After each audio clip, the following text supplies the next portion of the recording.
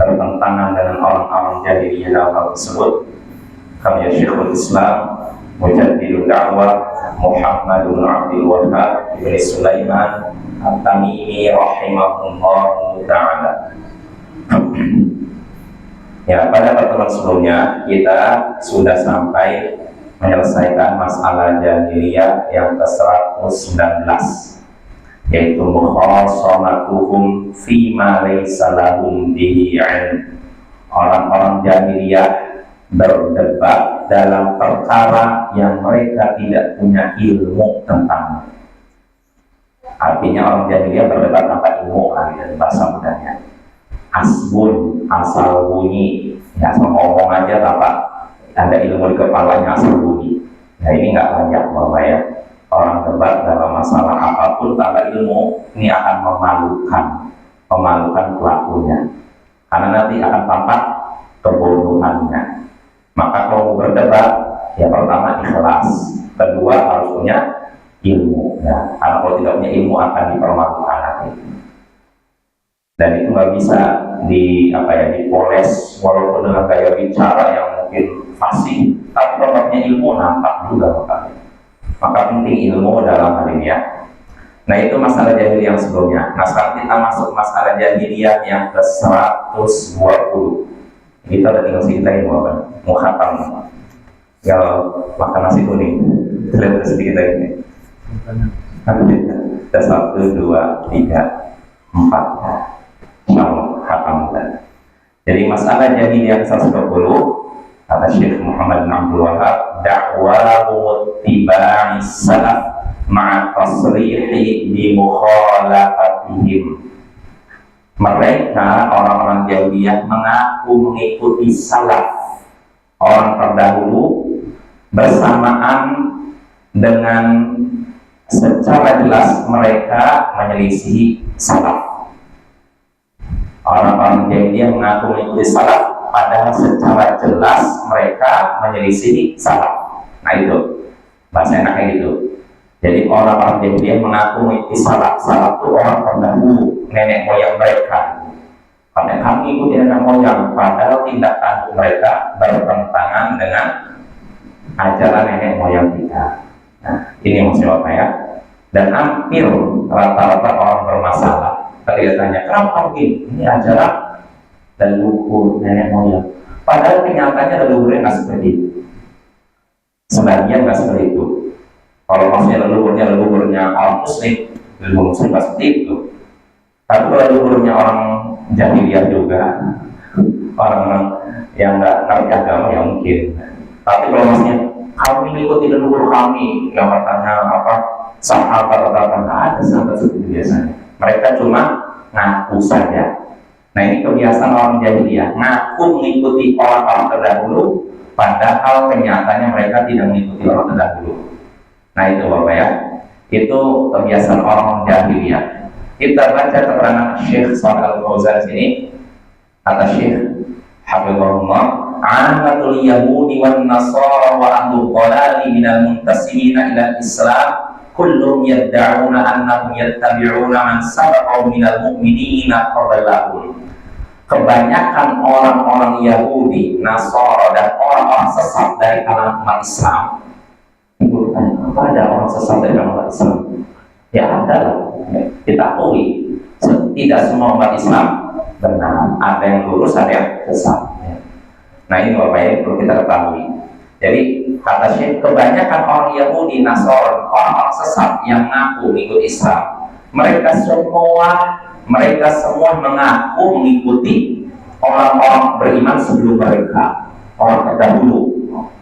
Jadi semuanya orang Yahudi, Nasrani sampai orang Islam yang sesat mengaku kami ikuti pendahulu kami ikuti leluhur kami. Semuanya sama kayak gitu. Syekh menyebutkan satu persatu, fal yahudu yad'una annahum min atba'i Musa alaihi salam wa man amana bih.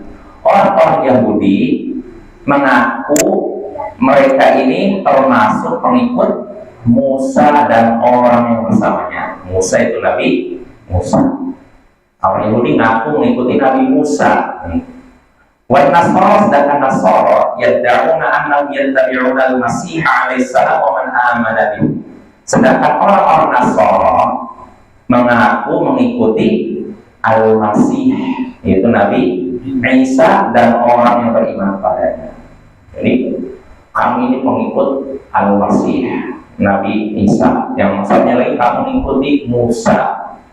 Nah ini Yahudi Nasara. Wa ahlu dhalal min hadhihi ummah yad'una annahum yattabi'una salaf hadhihi ummah min as-sahabati wa tabi'in wa atba'ihim wa annama hum 'alaihi wa madhhabus salaf. Dan orang-orang sesat dari umat ini, umat apa? Islam. Nah, jadi ada umat Islam itu yang sesat ya. Kita akui ya. Dan orang-orang sesat dari umat Islam mengaku mengikuti salafnya umat ini, pendahulunya umat ini. Siapa pendahulu umat ini? Yaitu sahabat Nabi, tabi'in, murid-muridnya sahabat Nabi, dan yang mengikuti mereka. Dan mereka mengaku bahwasanya keyakinan mereka adalah keyakinan salaf, keyakinan para sahabat, tabi'in, dan murid mereka. Nah ini yang seperti itu Bapak. Ini rata-rata ngakunya begitu semua. Yahudi ngaku mengikuti Musa, Nasara ngaku mengikuti Isa, dan orang sesat dari umat ini ngaku mengikuti sahabat, tabi'in, dan tabi'in. Seperti itu ya. Walaupun kenyataannya tidak seperti itu. Yahudi mengaku mengikuti Nabi Musa. Pertanyaannya, apakah Nabi Musa merendahkan Nabi yang lain? Tidak. Kalau orang Yahudi merendahkan para Nabi. Dan orang Yahudi mereka juga menyekutukan Allah. Apakah Nabi Musa menyekutukan Allah? Tidak. Dan masih banyak lagi pengakuan mereka yang batil. Mereka mengaku mengikuti Nabi Musa, padahal kenyataannya tidak mengikuti Nabi Musa. Nah, begitu juga orang-orang Nasara mengaku mengikuti Nabi Isa Al-Masih.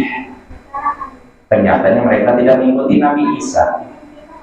Contohnya, Nabi Isa, mereka orang-orang Nasara meyakini bahwa Allah punya anak. Ya tidak? Padahal Nabi Isa tidak pernah menyatakan dirinya anak Allah. Dan di hari kiamat nanti akan mengingkari keyakinan mereka bahwa beliau adalah anak Allah. Nah ini Bapak ya. Dan mereka juga mengharamkan nikah, mengharamkan makan daging. Padahal Nabi Isa tidak mengharamkan semua itu. Jadi mereka cuma ngaku aja mengikuti itu, dan padahal kenyataannya tidak. Dan masih banyak lagi kalau dirincikan. Mereka kebanyakan ya makan babi ya. Padahal Nabi Isa tidak pernah menghalalkan babi.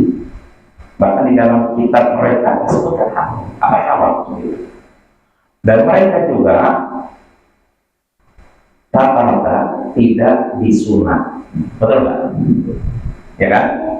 Ya, walaupun sekarang mereka sudah mulai pada disunat karena tahu manfaat sunat. Padahal Nabi Isa disebutkan dalam kitab mereka disunat di hari ke-7. Nabi Isa disunat di hari ke-7 di dalam kitab mereka. Tapi akhirnya mereka rata-rata tidak mau disunat. Cuma belakangan saja udah mulai disunat. Kenapa kira-kira? Karena tahu manfaat sunat. Jadi sebagian bule ini yang kafir ini, yang mereka Nasara ya, jadi belakangan mereka udah pada disunat karena mereka tahu manfaat sunat apa untuk kesehatan seseorang itu nampak gitu. Akhirnya mereka disunat. Tapi disunatnya kayak terpaksa. Karena apa? Kedokteran kesehatan. Padahal kalau mereka melihat kitab mereka disebutkan Nabi Isa dikhitan, disunat di hari ke-7. Nah harusnya mereka katanya ngaku mengikuti Al-Masih. Harusnya mereka, Al-Masih itu Nabi Isa. Harusnya mereka juga disunat seperti Nabi Isa apa ya. Dan ini juga menunjukkan beliau bukan Tuhan ya. Masa Tuhan disunat? Nah ini ya kalau kita mau menggunakan kecerdasan kita gitu ya. Nah gitu ya. Jadi sekali lagi, nah apa orang Yahudi ngaku mengikuti Nabi Musa, kenyataannya tidak. Orang Nasara ngaku mengikuti Nabi Isa, padahal kenyataannya tidak. Dan orang-orang sesat dari umat Islam, dari sebagian umat Islam, mengaku mengikuti salaf orang-orang terdahulu, para sahabat Nabi, murid mereka, ngaku mengikuti ini, kenyataannya tidak. Makanya kata Syekh sini, wa ma kullu man idda'a annahu 'ala madhhabis salaf aw 'ala manhajis salaf takunu takunu da'wahu sahihah hatta yu'rada ma 'indahu 'ala manhajis salafis shalih. Tidak setiap orang yang mengaku di atas madhab salaf, mengikuti manhaj salaf, berarti pengakuannya benar. Jadi nggak semua orang, saya ikutin salaf, belum tentu pengakuannya benar. Oh, saya mengikuti manhaj salaf, metodenya salaf, sahabat dan tabi'in ya. Saya mengikuti para sahabat Nabi, saya mengikuti murid-muridnya sahabat Nabi. Ini kan ngaku. Bisa jadi benar, bisa jadi tidak. Belum tentu benar. Terus bagaimana kita tahu benarnya? Sampai ucapannya itu ditimbang dengan manhaj salaf. Artinya dicocokkan, kamu ngaku mengikuti salaf, mengikuti sahabat Nabi. Nah, kamu pengakuannya mengikuti sahabat Nabi. Coba sebutkan pendapat kamu tentang masalah agama. Oh begini ya, coba lihat sahabat Nabi sama tidak? Disamakan, dibandingkan. Okay. Jadi jangan cuma kita ini istilahnya apa ya, mudah termakan hanya cuma pengakuan. Jadi banyak orang masih polos kalau ngaku ini menjawab iya. Zaman sekarang ini udah penuh dengan tipuan ya. Iya. Bahkan orang korupsi pun gitu kan. Ini orang jujur, padahal dia korupsi kan. Ya maka kita nggak bisa beri masalah cuma dari pengakuannya saja. Apalagi zaman sekarang ini kefasikan merajalela. Jadi kita nggak bisa menelan mentah-mentah pengakuan seorang. Nah di sini Syekh menyebutkan, tidak setiap orang yang mengaku mengikuti salaf berarti dia benar-benar mengikuti salaf. Tentu ya. Ya sampai kita bandingkan keyakinan dia dengan keyakinan salaf. Kata Syekh bin Qawbah wa alaman hadis salaf. Kalau ternyata ucapannya, pendapatnya sesuai dengan manhaj salaf, sesuai dengan metodenya orang-orang terdahulu dengan sahabat dan tabi'in, berarti dia benar-benar mengikut salaf. Wa in khalafa fa innahu laysa 'ala manhaj salaf wa in da'ala. Tapi kalau ternyata ucapannya, keyakinannya, pendapatnya bukan tidak sesuai dengan manhaj salaf, bertentangan dengan manhaj salaf, bertentangan dengan keyakinan orang terdahulu dengan sahabat tabi'in, maka dia bukan seorang pengikut salaf walaupun mengaku salaf. Istilahnya saya salafi. Salafi tadi apa? Ikut salaf. Kalau pengakuannya tidak sesuai dengan kenyataannya, nggak bisa kita terima. Makanya Bapak nggak cukup pengakuan, harus dibuktikan. Nah ini penting. Jadi dalam beragama kan cukup pengakuan, saya mengikuti Rasulullah, kenyataannya tidak. Saya cinta Rasulullah, kenyataannya tidak. Ini harus dibuktikan. Contohnya kita mengaku cinta Rasul, dibuktikannya dengan apa? Mengikuti Rasul. Kalau ada orang cinta pada Rasul tapi tidak mau mengikuti Rasul, berarti pengakuannya bohong, batil, ya. Dan di sini juga kita menunjukkan, kita bisa mengambil kesimpulan, istilah salaf ini istilah yang mulia. Maka Bapak jangan malu. Kalau kamu salaf, ya insya Allah salaf, sebelum saja salaf. Jadi jangan kita alergi dengan istilah ini, istilah mulia. Para ulama terdahulu kalau ingin memuji seorang, mereka menyebut fulan salafi, dia benar-benar pengikut salaf. Jadi istilah salaf istilah mulia sebenarnya. Saking mulianya beberapa pesantren yang ajarkan khurafat bid'ah pun menamakan pesantren dengan pesantren salafiyah. Ya tidak? Iya, yang tahu Pak. Kalau saya lihat di beberapa daerah, bahkan ada masjid namanya As-Salafiyah. Tapi sudah ada kubur di situ. Jadi ada seorang dosen nanya, kalau itu yang di situ itu masjidnya ini, masa masjid apa ikhwan kita itu? Oh bukan sih makanya. Itu ada kuburnya, so itulah makanya jangan tertipu oleh nama. Sekedar nama saja tidak cukup. Apa ya? Sampai lihat kenyataannya benar enggak? Namanya sesuai dengan kenyataannya. Nah ini apa ya? Lalu kata Syekh, kullu qawaifi ad-dhalalatil an tad'i annaha 'ala madhhabis salaf. Semua sekte sesat, kelompok sesat zaman sekarang mengaku mengikuti madhab salaf, mengaku mengikuti jalannya salaf, para sahabat, tabi'in dan murid mereka. Semuanya ngaku apa ya? Lakinnahum laisu 'ala manhajis salaf. Tapi tapi sebenarnya mereka tidak di atas manhaj salaf, tidak mengikuti metode salaf. Kenapa? Li'annahum la yantabiqu alaihim qawlu rasuli sallallahu alaihi wasallam fi dhahiri madhhab salaf man kana ala mithli ma ana alaihi wa ashabi. Kenapa mereka bukan di atas manhaj salaf? Karena sabda Rasul tentang definisi madhab salaf, tentang batasan madhab salaf tidak berlaku pada mereka. Apa sabda Rasul yang menjelaskan tentang madhab salaf? Yaitu man kana ala mithli ma ana alaihi wa ashabi. Yang disebut salaf yaitu yang orang-orang selamat, siapapun yang mengikuti ajaran aku dan para sahabatku hari ini. Itu saja patokannya. Kalau ada orang yang mengikuti keyakinan Rasulullah para sahabatnya, maka dia adalah pengikut salaf. Dia seorang salafi, walaupun tidak mengaku salafi. Ya, apa ya? Jadi istilah salafi istilah yang mulia, bukan istilah pencela. Ada sebuah pertanyaan ditanyakan kepada Syekh Shalih Al-Syekh, Menteri Islam sebelum sekarang di Arab Saudi.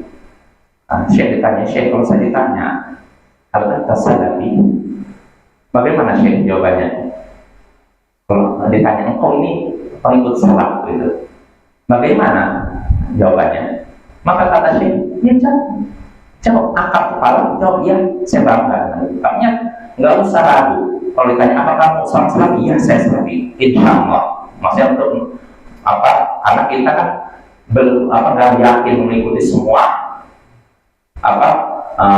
pendapat salaf, tapi kita berusaha mengikuti madhab salaf kan, maka bisa ya saya salafi insya Allah, saya berusaha menjadi pengikut salaf. Nah itu apa? Itu sesuatu yang terpuji ya, tidak tercela ya, untuk menampakkan bahwa kita mengikuti orang terdahulu, bukan orang belakangan.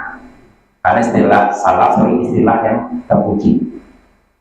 Jadi para ulama terdahulu kalau mau seorang fulan salafi, dia seorang salaf. Atau misalnya as-sunnah, ada min a'imatis sunnah. Jadi beberapa istilah ulama sunnah, ulama bid'ah ini bukan istilah baru. Ulama terdahulu udah begitu. Ketika mereka menyebutkan orang Jahmiyah, orang Mu'tazilah, ada min a'imatil bid'ah. Ini imam-imam bid'ah. Wahada ketika menyebut Imam Ibnu Khuzaimah, Imam Daruqutni, ada min a'imatis sunnah. Ini termasuk imam sunnah. Jadi itu istilah yang bagus. Artinya dipakai para ulama untuk membedakan, bedakan ya. Seperti ini terpuji. Makanya kan ada istilah ulama sunnah, ulama bid'ah, ada ustaz sunnah, ustaz. Ini sebenarnya tidak tercela selama itu dibutuhkan. Artinya kalau nggak dibutuhkan ya nggak perlu. Tapi kalau misalnya di tengah umat Islam banyak sekte sesat, lalu kita ingin membedakan diri dengan mereka dengan menyatakan ini dakwah sunnah, boleh tidak? Boleh, dakwah salaf nggak masalah. Tapi kalau kita di tengah kaum muslimin yang manhajnya lurus, akidahnya lurus, nggak perlu kita nyebut sekali ini dakwah sunnah, dakwah apa ya. Soal jelasnya, ya kayak di Arab Saudi nggak perlu soal dakwah saya salaf nggak perlu. Kan akidahnya rata-rata lurus ya. Tapi kalau di tempat lain mungkin ya, entah di Indonesia, entah di Irak, di Yordan mungkin dan semacamnya. Ya, jadi kita kembali lagi di antara kebiasaan orang-orang jahiliyah yaitu mengaku mengikuti salaf, padahal kenyataannya mereka tidak mengikuti salaf. Salaf itu orang terdahulu. Lalu kata Syekh sini, apa masalah hada? Fa innahu laysa 'ala manhajis salaf wa idda'a dzalik. Adapun orang yang menyelisih salaf, orang terdahulu, para sahabat tabi'in, maka dia tidak mengikuti manhaj salaf walaupun mengaku mengikutinya. Jadi kalau dia ngaku mengikuti sahabat Nabi, mengikuti tabi'in, tapi kenyataannya tidak, maka dia tidak dianggap mengikuti salaf walaupun mengaku dirinya mengikuti. Jelas apa ya? Penting ini. Lalu kata Syekh sini, wal ibratu laisa bid-da'wa wa innamal ibratu bil haqiqah. Yang menjadi tolak ukur bukan pengakuan, tapi kenyataan. Nah ini penting. Jadi sekedar ngaku nggak cukup, sampai dibuktikan dengan perbuatan dan ucapan. Soal jelasnya, yang namanya pengakuan nggak cukup Bapak. Kita apa ngaku sebagai muslim tapi tidak sholat, tidak melakukan ibadah, cukup seperti ini? Nggak bisa.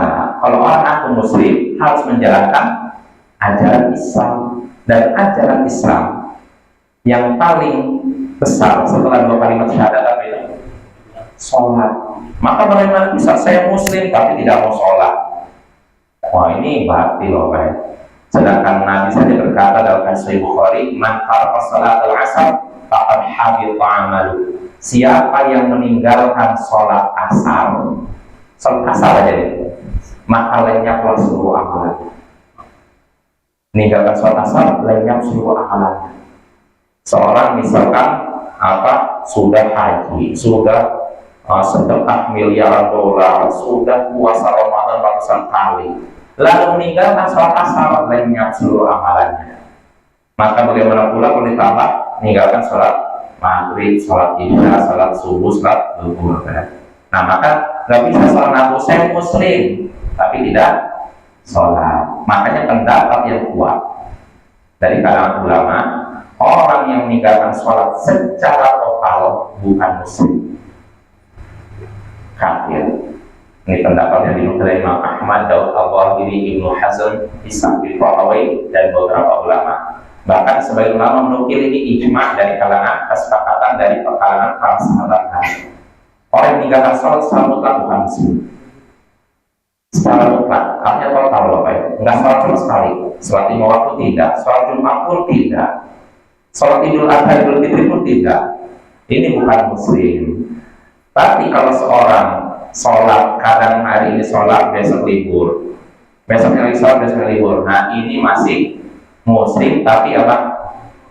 Fasik, ya pelaku maksiat, dan dia maksiatnya lebih besar daripada maksiat zina, minuman keras, judi, dan semacamnya.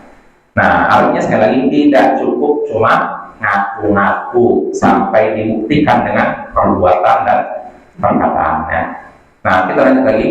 Nah, lalu kata Syekh, "Walladzina yad'una as-salafiyyata katsirun." Orang-orang yang ngaku salafi, ini disebutkan banyak. Ini menunjukkan istilah salafi mulia kan? Karena banyak yang ngaku. Seandainya istilah salafi istilah yang tercela, kira-kira bakal diaku tidak? Enggak lah. Nah, tapi niatnya mulia, makanya kita tahu sama orang salafi. Ya, alhamdulillah saya salafi.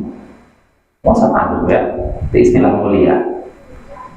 Nah, kita lanjut lagi. Orang-orang yang ngaku salafi banyak kata Syekh, tapi mesti ucapan mereka ditimbang dengan metode salaf. Artinya mereka ngaku ikut salaf, dibandingkan kira-kira ucapan mereka sama tidak dengan ucapan salaf, pendapat mereka sama tidak dengan pendapat salaf, pendapat sahabat. Kalau misalnya sama, berarti salafi. Walaupun tidak ngaku salafi. Jelas apa ya? Tapi kalau ada orang yang orang itu salafi tapi pendapatnya tidak sesuai dengan salaf, maka dia bukan seorang salafi. Contohnya ada orang nolak sifat Allah dengan lalu menyatakan saya seorang salafi, mengikuti salaf. Bisa diterima? Kalau bisa terima, para sahabat tidak pernah nolak sifat Allah. Mereka semua menerima sifat Allah, tidak ada yang nolaknya, apalagi membelokkan maknanya. Jelas apa ya? Nah, ini tentang salafi. Lalu terakhir Syekh menyebutkan wa kadzalika alladziina yantasibuna ila al-madhahibil arba'ah wa hum yukhalifuna al-a'immata bil i'tiqad fa-hisabuhum ghairu sahih li'annahum khalafu fi ahammil asya'i wa huwa al-'aqidah. Demikian pula orang-orang yang mengaku mengikuti mazhab yang empat, mazhab Hanafi, mazhab Maliki, mazhab Hambali, dan mazhab Syafi'i dan mazhab Hambali. Demikian pula kata Syekh, orang yang mengikuti empat mazhab tapi mereka menyelisihi imam-imam yang empat ini dalam masalah akidah, maka pengakuan mereka ikut mereka tidak benar, karena mereka menyelisih imam-imam mereka dalam perkara yang paling penting. Apa itu? Akidah. Jelas apa ya? Kalau ada orang ngaku mengikuti Imam Abu Hanifah tapi keyakinannya menolak sifat Allah, membelokkan sifat Allah, maka dia bukan pengikut Abu Hanifah, dia seorang Jahmiyah atau Mu'tazilah. Begitu juga orang ngaku mengikut Imam Syafi'i, tapi menolak sebagian sifat, menerima sebagian sifat Allah, maka dia bukan seorang apa? Pengikut Imam Syafi'i, tapi dia seorang Jahmiyah Mu'tazilah. Nah itu Bapak ya, jadi harus disesuaikan pengakuan dengan kenyataan. Yang jelas, 4 imam mazhab mereka semua menerima sifat Allah, baik yang ada dalam Al-Quran maupun Sunnah. Mereka tidak menolak sifat Allah dan tidak juga membelokkannya. Nah jelas Bapak ya. Nah ini masalah jahiliyah yang ke-120. Nah insya Allah sisa masalah jahiliyah berikutnya akan kita bahas pada berikutnya. Nah Roman sudah membuyar bahasa nggak masalah. Jadi itu apa ya? Subhanallah, alhamdulillah, asyhadu an la ilaha illa anta, astaghfiruka wa atubu ilaik. Assalamualaikum warahmatullahi wabarakatuh.